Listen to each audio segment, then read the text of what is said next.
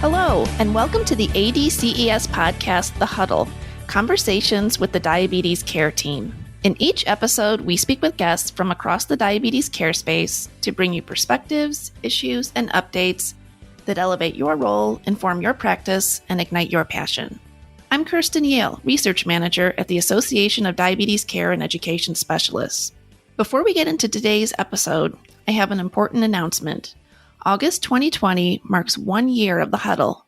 We've enjoyed bringing you the practical information you need to optimize care and support your clients. Now we need your help optimizing this podcast. Please fill out a short survey at diabeteseducator.org/The Huddle. If you submit your survey by August 30th, you could receive the newest edition of the Art and Science of Diabetes Care and Education Desk Reference. Learn more about diabeteseducator.org/The Huddle. And now, on to today's episode. An increasing number of clinicians are leveraging technology to improve their services and improve their clients' health. But are they using technology in a standardized way? Are they working towards optimized results? Former ADCES President and Certified Diabetes Care and Education Specialist, Dr. Deborah Greenwood, joins us to discuss the latest ADCES Perspectives and Practice paper, which focuses on optimizing tech-enabled diabetes care. You'll hear about the purpose, focus, and goals of this paper, and learn about the Identify, Configure, and Collaborate, or ICC framework, which can help you optimize the use of technology in any practice setting. Deb, welcome to The Huddle. Thanks, Kirsten. I'm really happy to be here. Well, we are so happy you can join us for this conversation about the new technology paper just out in TDE, especially because you're the lead author. So before we jump into our discussion about the paper, I'd love for people to hear a little bit about your background and experience. Sure, thanks. So I am a nurse, diabetes educated by background. I started working at the Joslin Clinic 100 years ago. I've been a clinician. I've been a quality manager for ADCES accredited programs. I worked at Sutter Health for a long time in various roles in improving diabetes quality. And then I had really begun to get interested in technology, initially like EHR technology and how we could use it to be more productive and to increase access. And so I ended up deciding to go back to school and get a PhD. And so during that program, I was focusing on the use of technology. So I was definitely an early adopter, and this is like 15 years ago.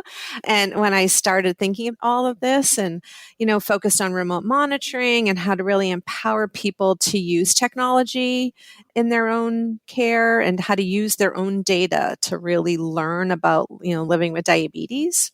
And then when I finished school, I just really wanted to stay in the technology field. And after a few years, became a consultant working with technology companies, really trying to ensure sound DSMES principles were included as people were developing technology, that a diabetes care and education specialist was involved in technology development and adoption. Okay, so early adapter perspective, been in technology for a little while.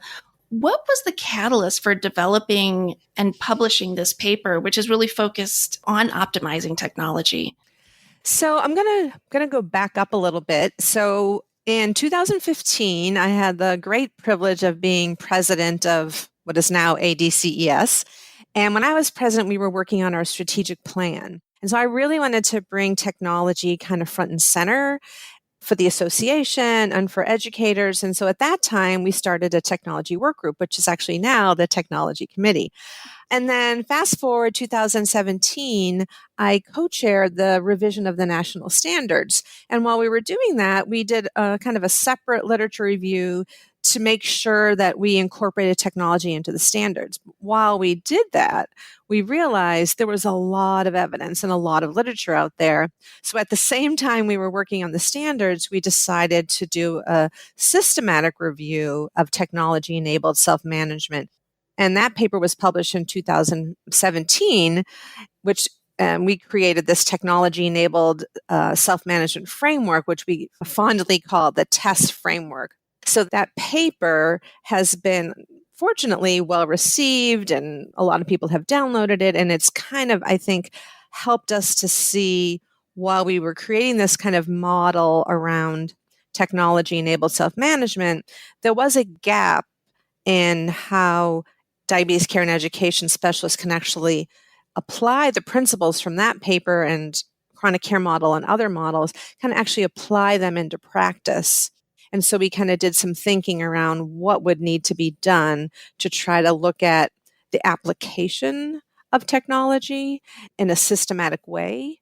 And so that's kind of how we ended up with the current paper that we're talking about. So would you say that the TES framework is the catalyst? Yeah, I really feel like there's been like this kind of forward motion evolution. Mm-hmm. A few years before that, some other colleagues and I did an enhanced version of the chronic care model that really focused on technology. And when we were writing that paper, we really were kind of focused on the use of data and pulling in the informatics model into that and identifying the need for this complete feedback loop. So at that time, we already understood that there was a need for a feedback loop, but we didn't really have kind of the evidence to say what we really wanted to say. And sort of unknowingly, when we did this systematic review, this kind of test framework sort of fell into place, right? We had the data to say, when we look at all these studies in the systematic review, what features were incorporated in studies that had successful outcomes in lowering A1C. And so from there, we identified these 4 key features, which is the use of two-way communication, right? The incorporation and ideally analysis of patient-generated health data to then tailor education, individualized care, along with this personalized feedback loop that continued. And so that was sort of our aha moment, okay, we now can see what's happening in these effective studies. So we use that in kind of 2 ways. We use it as a way to evaluate technological systems, right? If you're going to look at digital health, mobile health, are these 4 key elements there? And how do you optimize them? And then it's also a way for future research when you're building technology to look and see, are we incorporating these features? Well, and I love hearing you talk about the enhanced chronic care model and then the TES model, because they're both around that area of mobile health, which you're really an expert in. And so many times when I talk to people, just in general about diabetes technology, the focus is really on device technology.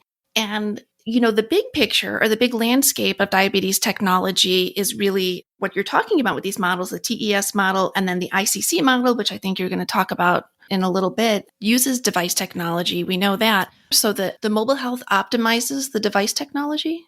Great question. I think what we really wanted to pull out is that historically, diabetes care and education specialists, when they talk about technology, typically their mind goes to the devices, right? The CGM, the pumps, etc. And while that's important, right? And while our model requires devices, whether it's to generate data, to analyze data, to provide medication, that's sort of one piece of the pie. And then when we think about it in a global perspective, it's the data on the use of these devices that is incorporated into this larger model.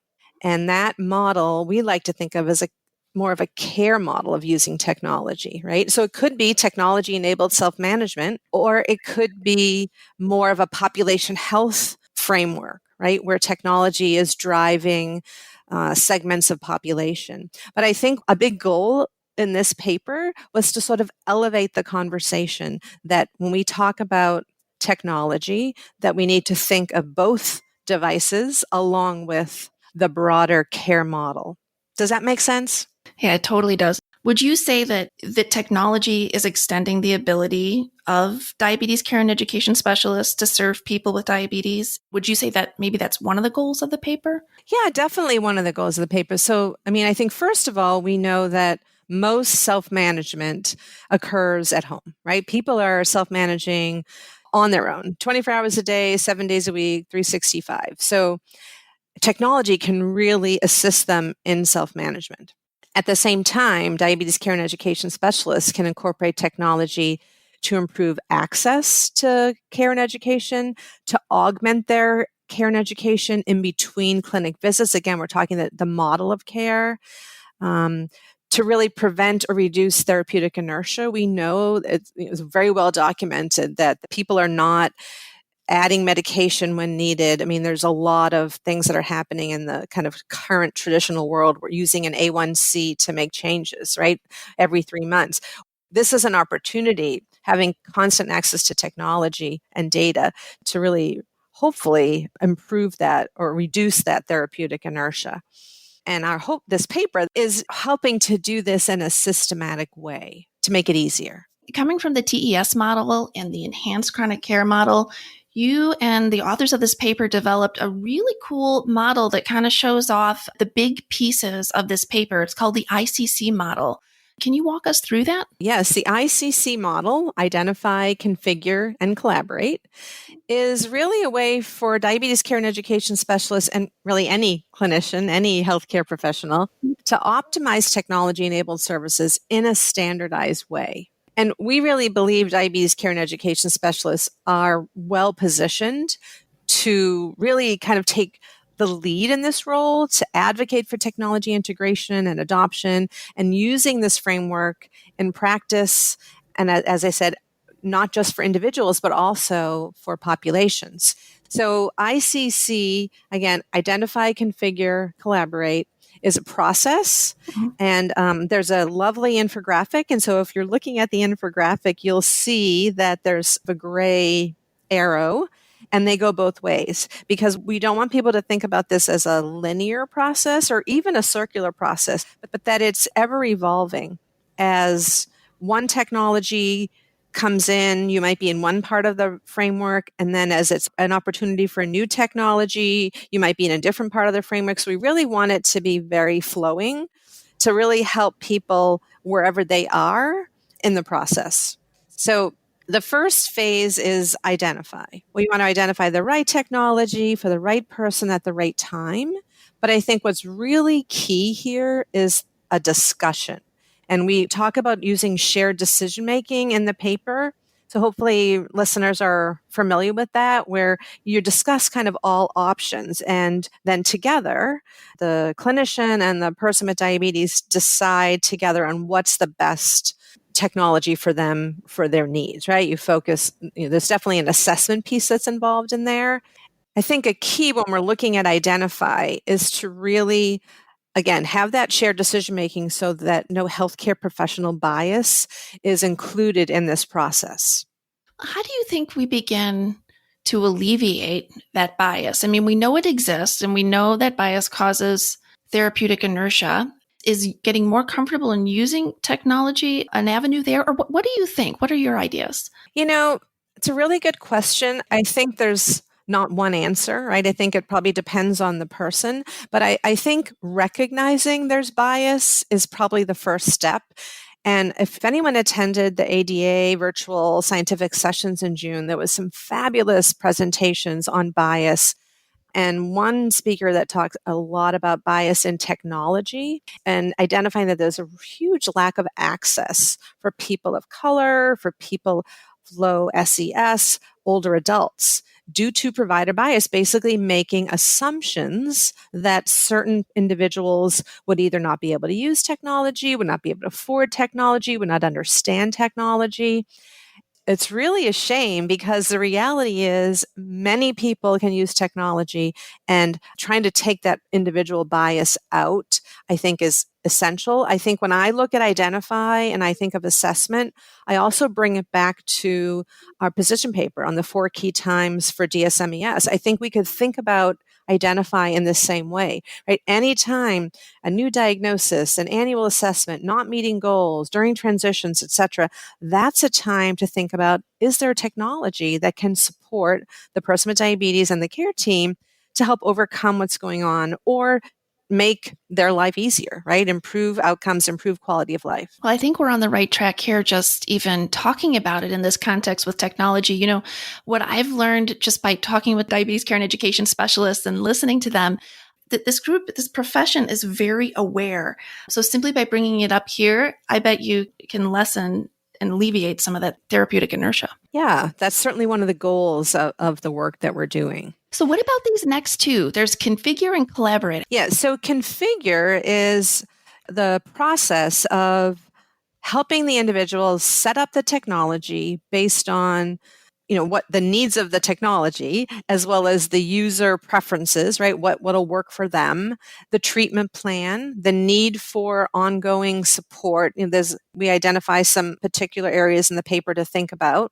And it's really helping the person with diabetes have the technology work best for them to ensure their success, right? So it's not just simply which features are you going to use, but really, again, you've already done that assessment and identify, but now you're like, okay, now which features might be best?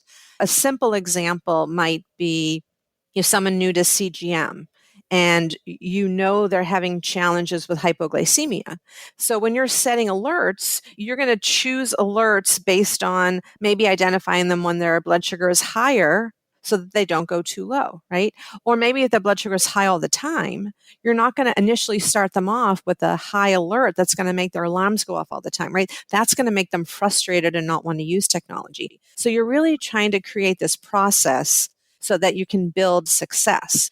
And I think when you're also thinking about configuring, again, we're beyond devices. What if you're engaging in a virtual coaching app, right? What features there will help them be successful? Maybe they want to start off setting goals, but maybe they don't want to chat with other individuals, so trying to learn how to help them be successful when they're learning how to use technology, and also helping to establish a plan for when they might need to reach out again to you and to reconfigure the technology. And then finally, collaborate. And collaborate is kind of the big key area here, right? This is where you are having data-driven conversations. And this is where the data becomes so important, because those data are really shaping everything.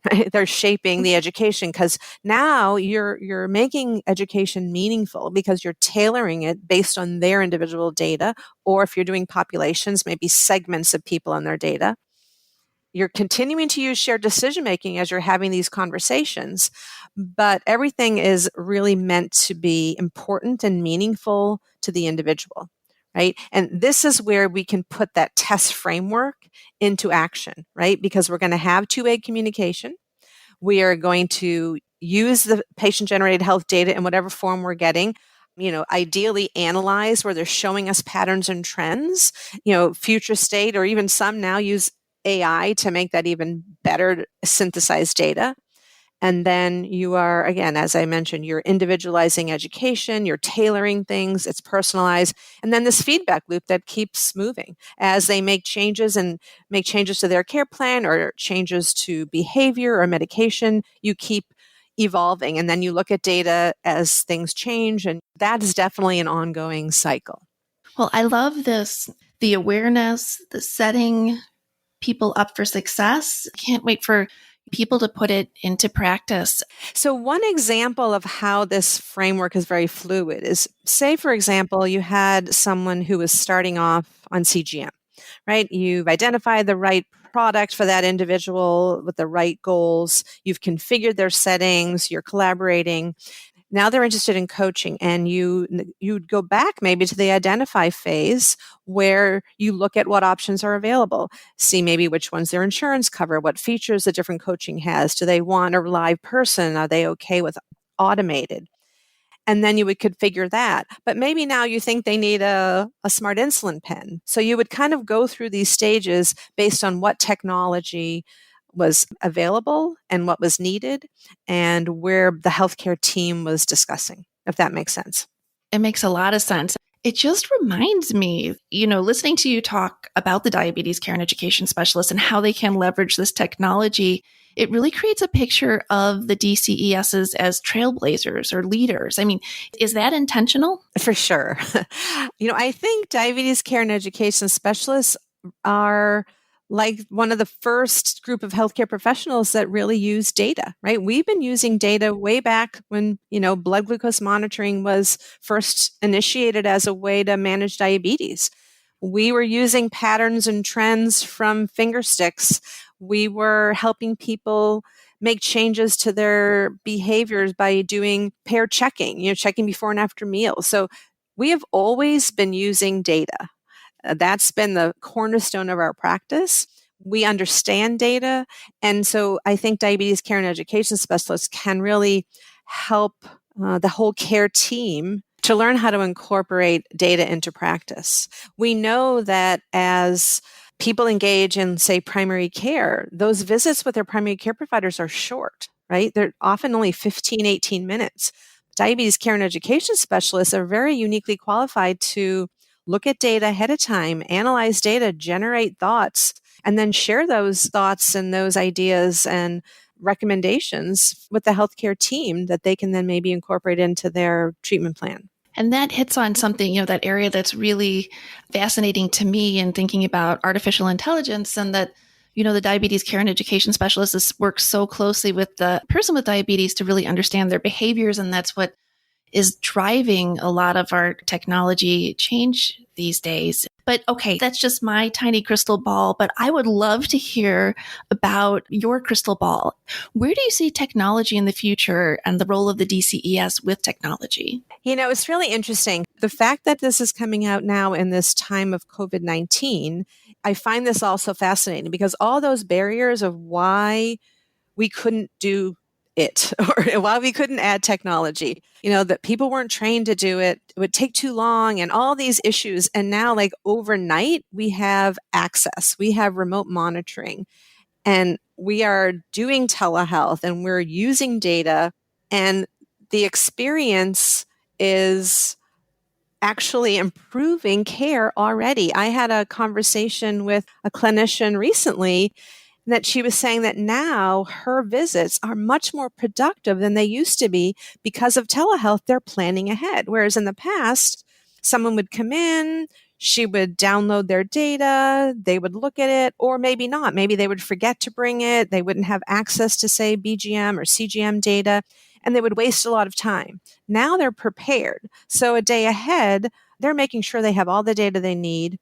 They're pre-populating EHR fields. The clinician is looking at the data before the individual comes, often getting some input from the diabetes care and education specialist. And then that 15 to 18-minute visit is now incredibly productive because you're starting from the point of collaboration.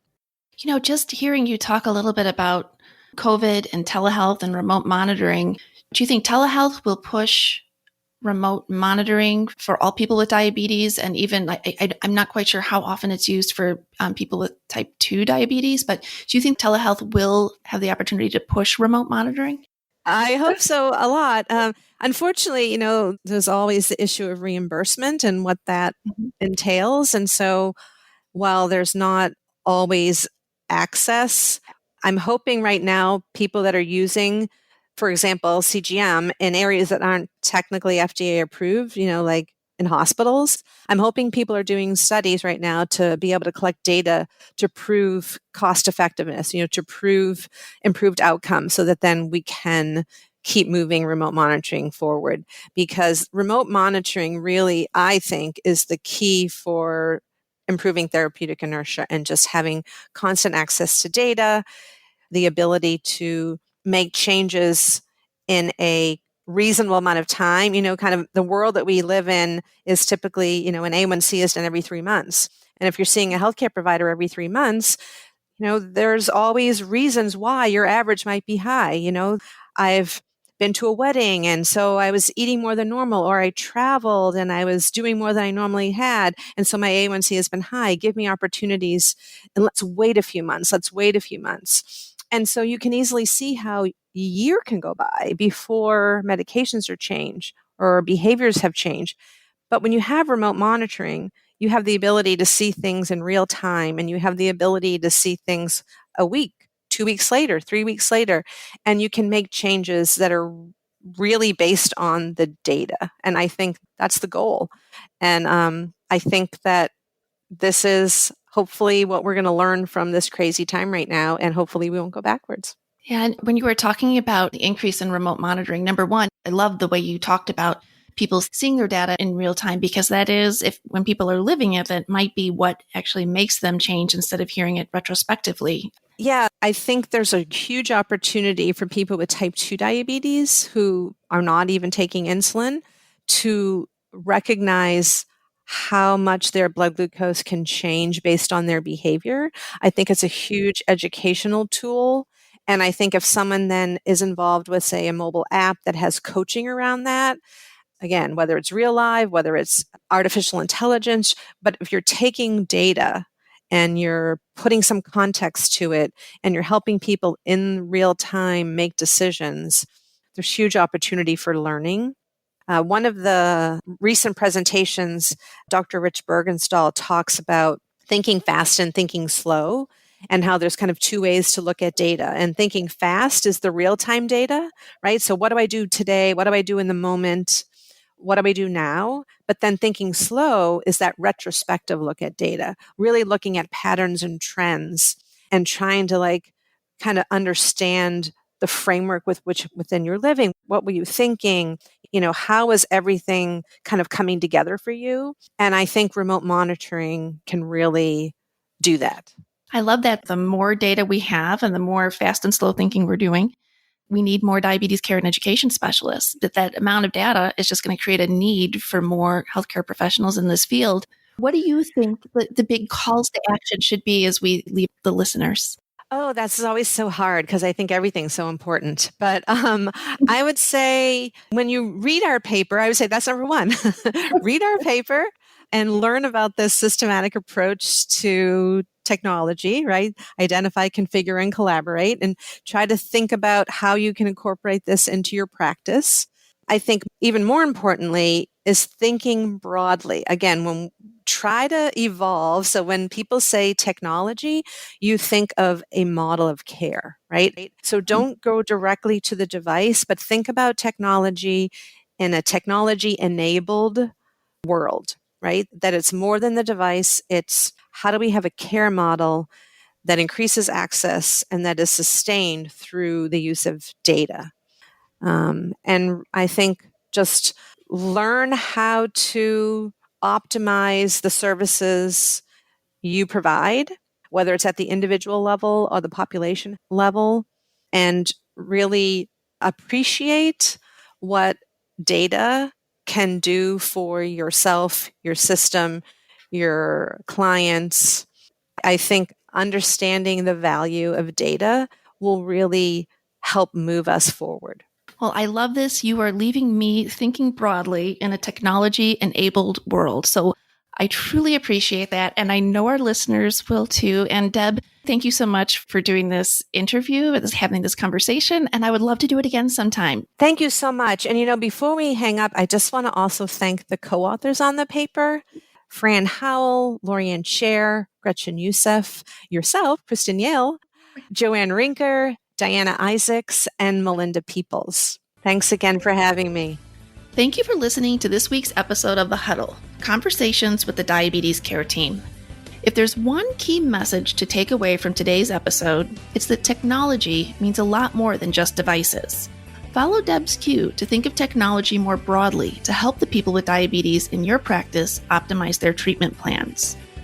Make sure to read the new paper at diabeteseducator.org/technology integration to learn the full systematic approach to technology. If your team could benefit from customized training on topics like CGM, insulin pump therapy, and pattern management, ADCES workforce training can help. Visit diabeteseducator.org/workforce to learn more about this training today. The information in this podcast is for informational purposes only and may not be appropriate or applicable for your individual circumstances. This podcast does not provide medical or professional advice and is not a substitute for consultation with a healthcare professional. Please consult your healthcare professional for any medical questions.